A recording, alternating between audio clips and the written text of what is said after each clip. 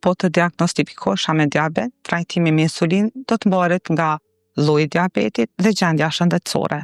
Tek diabeti tipi 1, trajtimi me insulin është i pashmangshëm për të evituar komplikacionet serioze. Ndërkaq tek diabeti tipi 2, trajtimi me insulin është opsionale.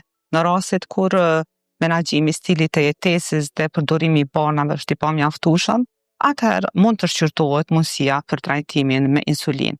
Por gjithmonë vlerësimin dhe trajtimin e duhet të bëhet dhe vlerësohet nga ana e mjekut.